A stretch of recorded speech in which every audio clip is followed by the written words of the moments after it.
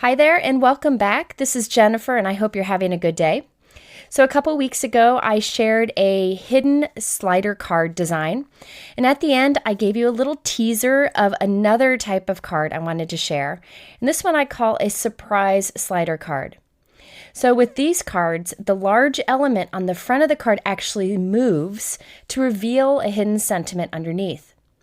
Now, if you didn't check out that other hidden slider card video, I'll link to it in the top right corner here. Please watch that first. This is definitely a stepped up version, a little more complicated. So I think it's helpful to see the other one before diving into this.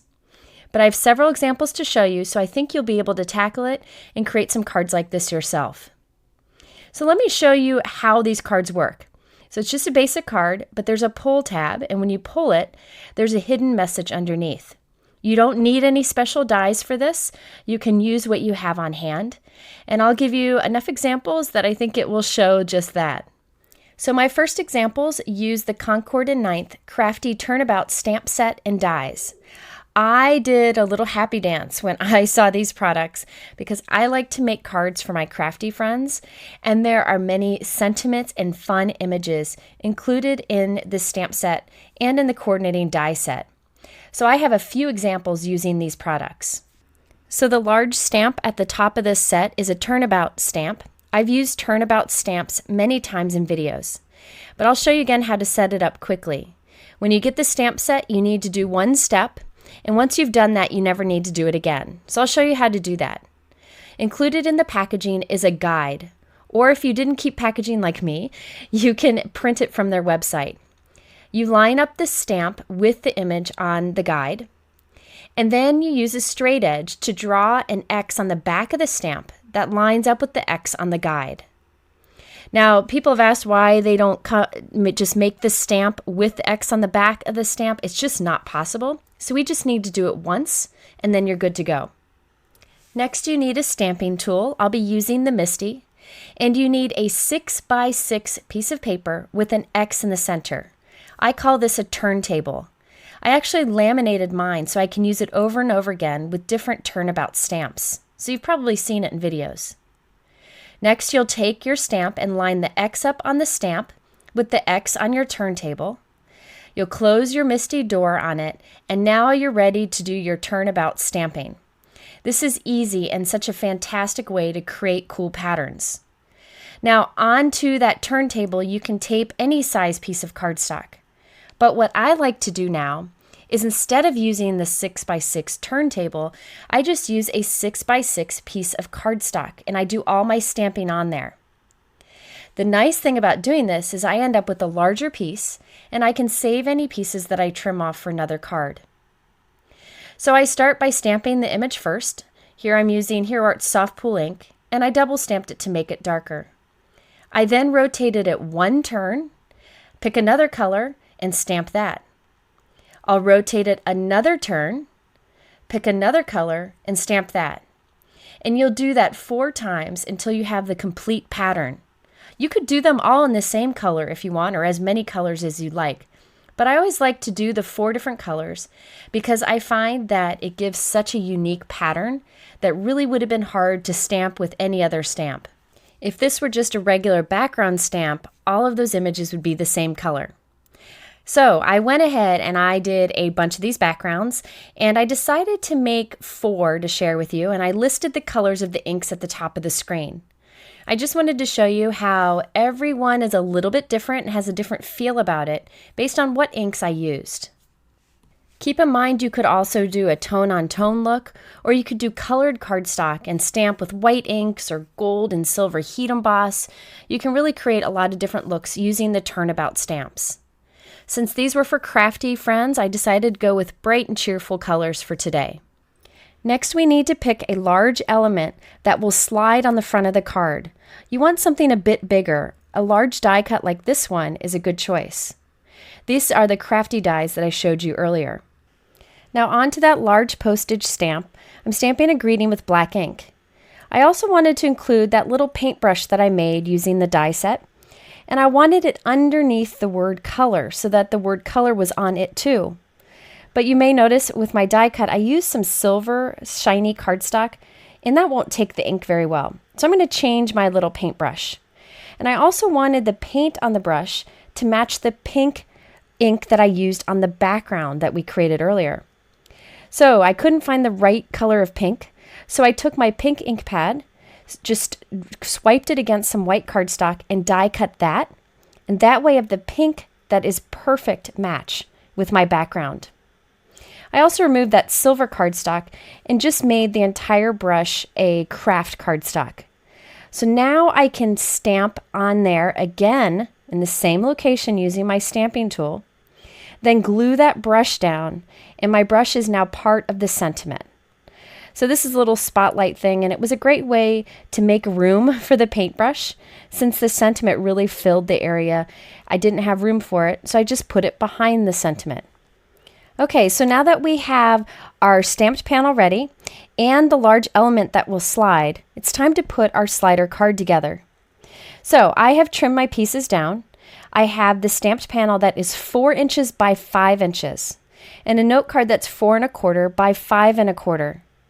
Now this is a 1/4 of an inch shorter than a typical note card. You can see there that white one is a typical size. The reason I made this note card a tiny bit shorter is so that the tab can stick out and it'll still fit in the envelope. So with this particular card, the element will move up, so the tab will be at the top. Now remember in my last surprise slider card video, we cut 1 slit to create the slider effect. This time we're going to cut 2. Now since I'm centering this on my card, I'm actually going to flip the panel over so that my pencil lines are on the back. Now I'm centering that large element at the center of the panel. I'm going to draw 3 pencil lines.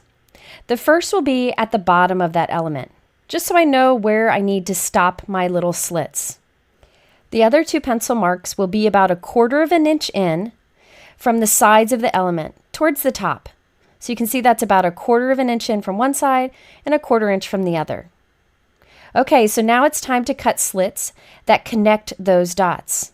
So I'm just kind of drawing a pencil line so you can see where the 2 slits will be. You really don't need to draw that if you don't want to. Now I'm using my Fiskars trimmer to cut a slit that goes from that bottom line to about a 1/2 inch from the top. If you do not have a trimmer like this that allows you to cut in the center of something, you can use a craft knife and a straight edge. Okay, so I'm going to do that for the other slit. I'll start cutting towards that bottom mark we made, and then about a 1/2 inch from the top of the card. So I'll be honest, I think that's the hardest part of this card, is cutting those 2 slits. But it doesn't have to be perfect. As long as those slits can be hidden behind your large element, you're good to go. Now when you put the large element on, you will be able to see the slits at the top of the card. But that doesn't matter. They're not very noticeable. Since we have a pattern stamping on that background, they're hard to see. Even if you see the slits at the top and the bottom, you're good. Okay, so now we need to create the pull tab.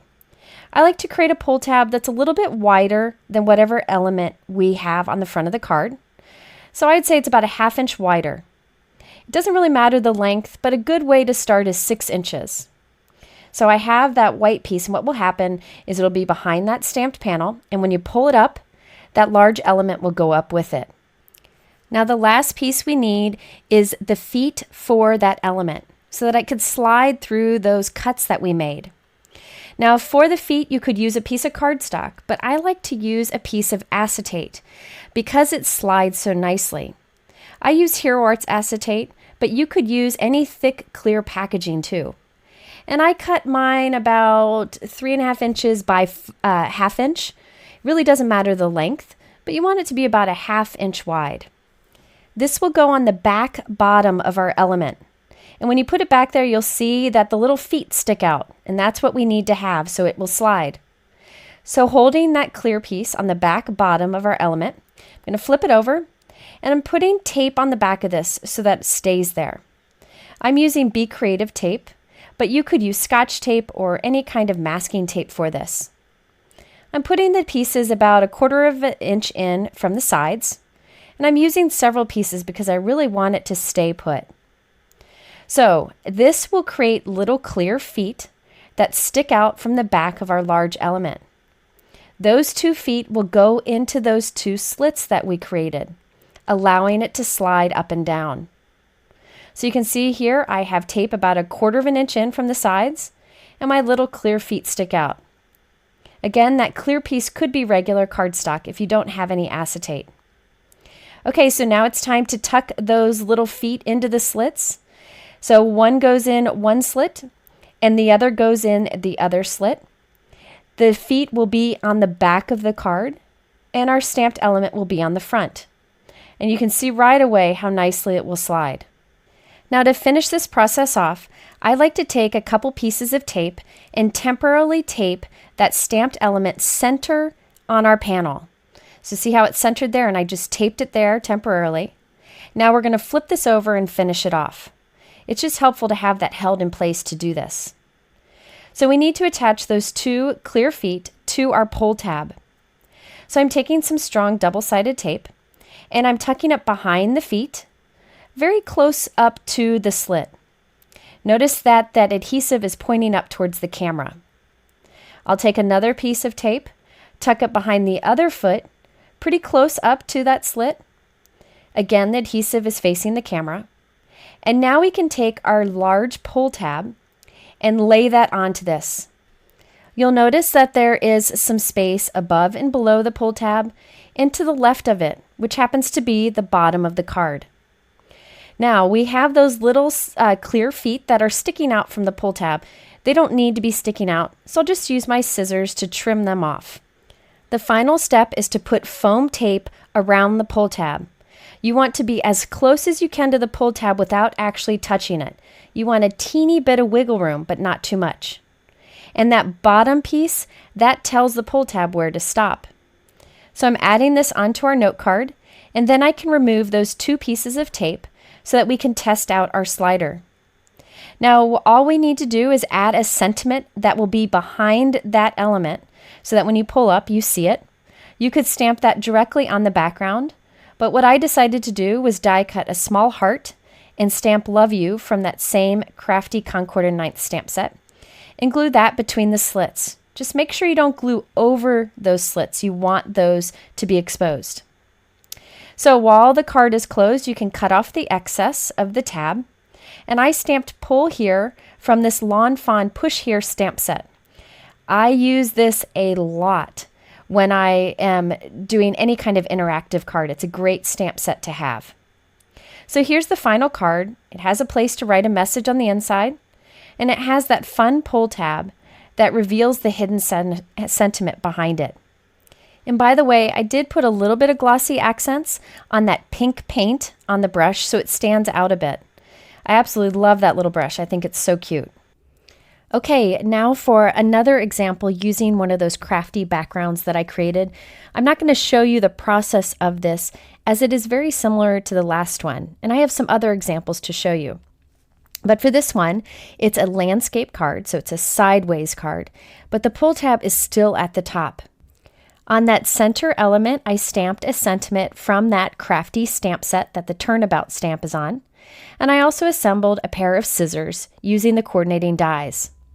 Now you can see those 2 slits that are vertical on the card right next to the word Crafty Friends are the best. So all you have to do is pull the pull tab and you reveal the sentiment underneath. Before we go through the process of another card, I wanted to show you the other 2 examples that I created with these crafty backgrounds. This one has a little die cut stamp. I think this is probably my favorite of all of them. The pull tab is on the side, so you just pull it and reveal the Crafty Friends sentiment below. This is very much like the card I just showed you the process of. It's just that the pull tab is on the side instead of on the top of the card. The card is just turned. Here's another with the same orientation. This one has little die cut buttons, a needle and thread that are included in that coordinating die set. And again, I did the side pull tab. I think the side orientation is my favorite of the different hidden slider cards, but you could do any one you want, whatever works for that center panel that you've created. So let's go ahead and create a card where there is that side pull tab and the center element slides over to the side. I feel like the more you watch the process, the better it'll get for you. So this is very similar to the last one. Okay, for this one, I used a background again, a turnabout stamp set from Concord and Ninth. This is the Deck the Halls turnabout stamp set. I followed the same process where I put the X on the back of the stamp with the help of the guide, and then I positioned it into my MISTI. I stamped it with 4 colors of ink, rotating each time to create a colorful background. I'm zooming through this since the process is just like the turnabout stamp I used at the beginning of the video, and I really wanted to focus on the hidden slider technique instead. Keep in mind that these backgrounds are super large, so I can trim off a little strip when we make our card and save that for another. Okay, so I made 2 backgrounds using this. So this one I just showed you, and here is one with all different colors of green. I just think that's so beautiful. Okay, time to make the elements that go on the center of the card. I used the Concord and Ninth Happy Holidays label dies. Those are the dies that you see on the left. And I also used the Concord and Ninth Merry and Bright dies. That's what you see on the right. From that set, I used the little holly and the berry dies. We'll use the big Merry and Bright on a later card. So I die cut 2 of the label dies from some green cardstock. And from the center of one of those die cuts, I'm cutting the words Happy Holiday. Run that through my die cut machine, and I'm going to keep the negative space. So I'll take the negative space that has the Happy Holidays and put it on top of the other die cut, which I've covered with adhesive. That way it stays in place, and I can pop into the openings the Happy Holiday letters in a darker color. Since there's adhesive exposed, these just pop in easily, and I get a die cut inlay look.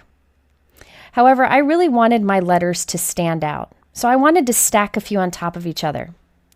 I'm skipping adding the little centers to all the letters just because there's no reason to since I'm stacking more on top. You won't notice that I didn't add them. I erased the extra adhesive and added more layers of Happy Holidays die cuts. So I have 3 layers on top of each other so they stand out nicely.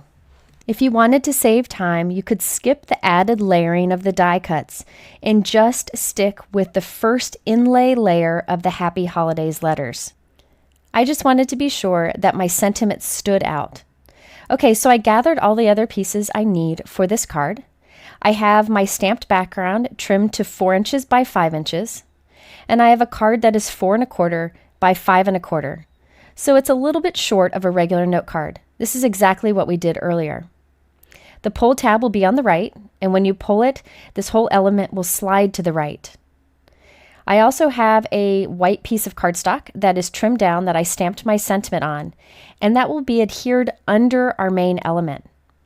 I didn't want to stamp on the background because I felt like it wouldn't stand out enough, so I stamped on white cardstock and we'll adhere it there. Okay, I also have my little piece of acetate. It's about 3 1/2 inches by 1/2 inch. Again, you could use cardstock here if you wanted. And I have my pull tab piece. I like to start with the piece that's about 3 inches by 6 inches. You really just want to make sure that it is wider than the element that you're sliding on the front. So now it's time to create the 2 slits in our background. I'm flipping over my background so I can do some pencil marks, and I'm making 2 marks.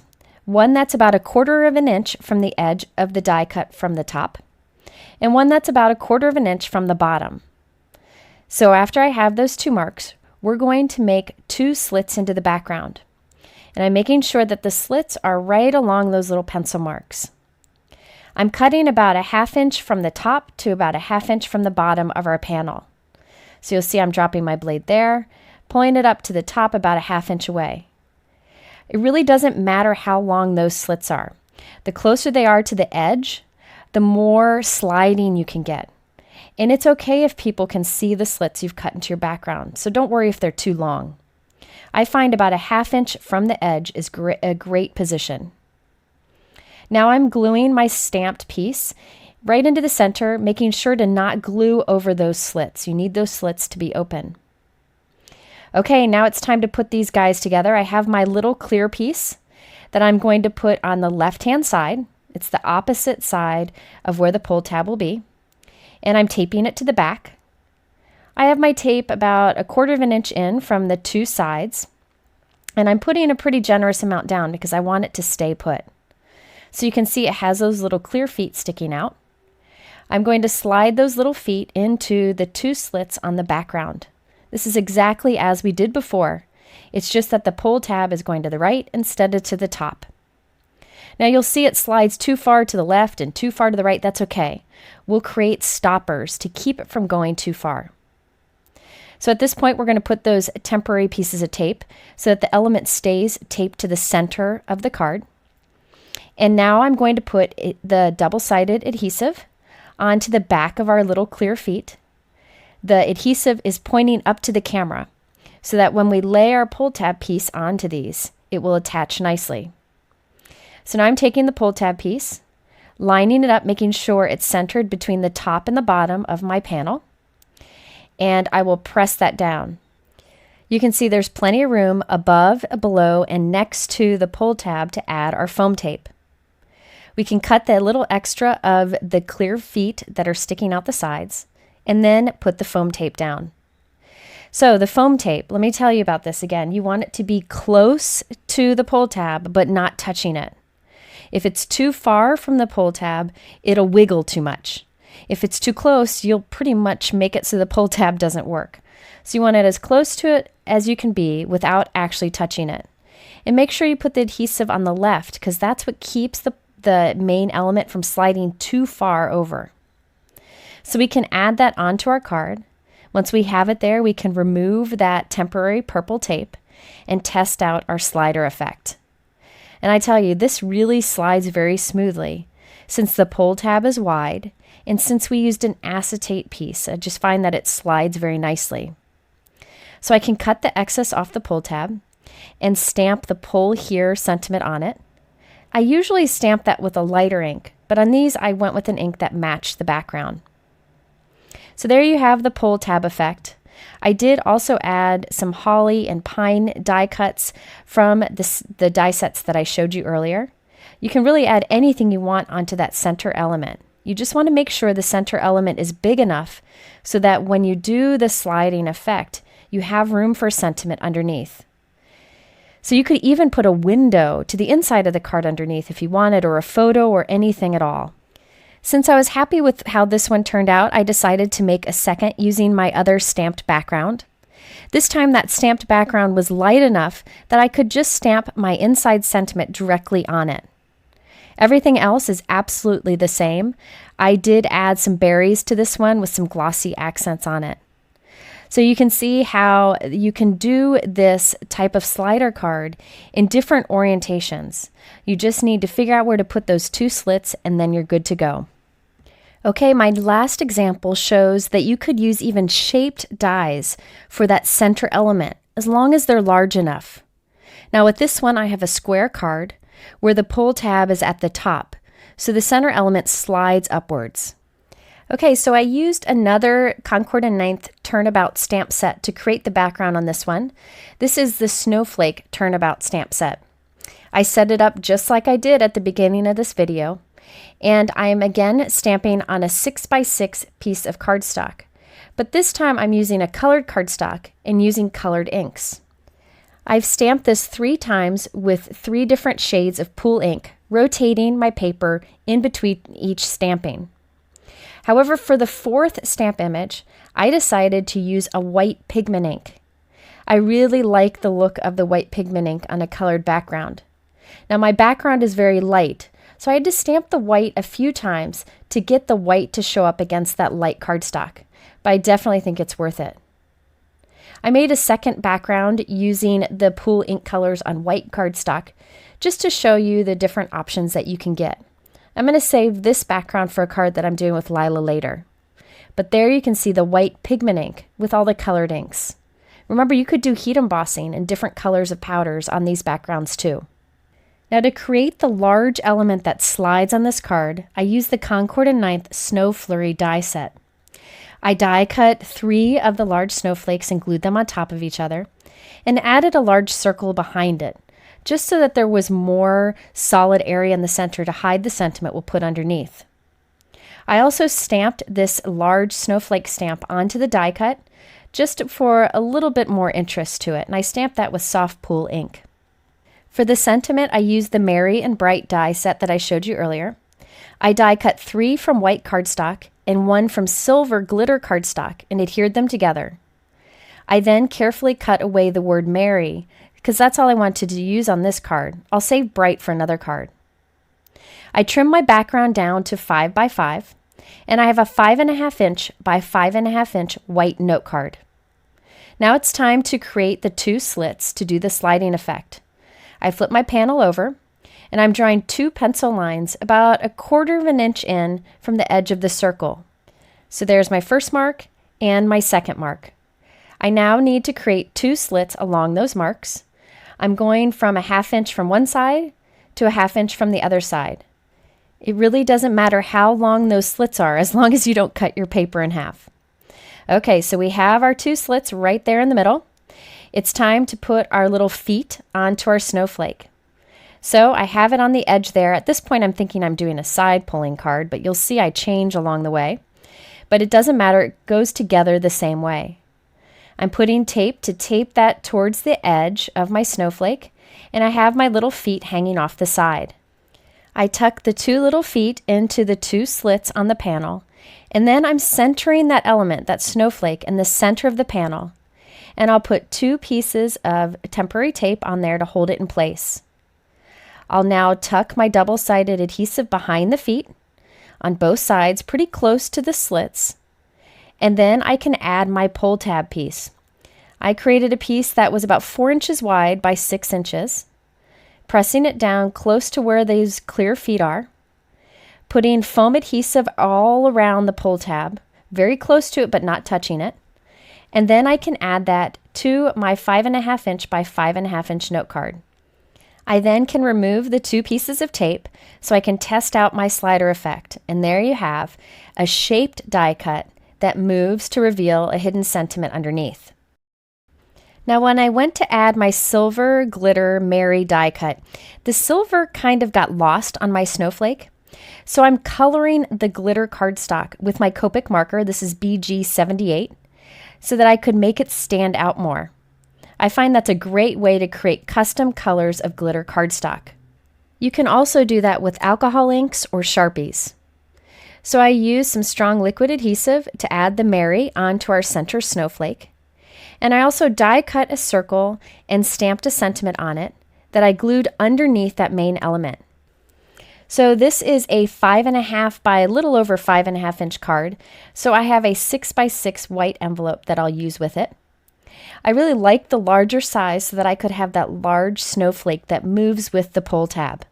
If you don't have large die cuts like this snowflake, you could also just die cut a circle or cut a rectangle or square and use that as the moving element. I like that this technique doesn't require any special tools to create the sliding effect. So I hope you'll give this a try. It looks a little complicated, but as you do the process, it becomes very obvious, and it's something that's fun to put together. I link all of the supplies that I use down in my YouTube description below, and I have them listed over on my blog. In the middle are a couple other videos that you might like. I always appreciate the time that you spend with me here in these videos, and I hope you'll return again soon. Have a great week and take care.